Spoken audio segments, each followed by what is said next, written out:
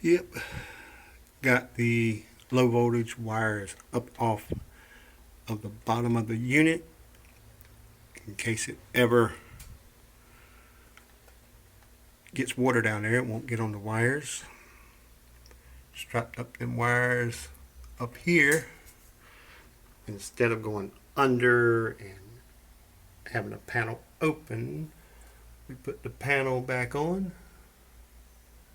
and ran the wires through the knockout where they're supposed to be. We made a sleeve so it would be protected.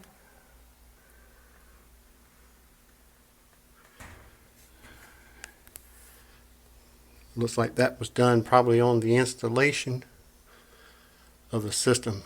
Somebody just didn't take the time and route it where it's supposed to be.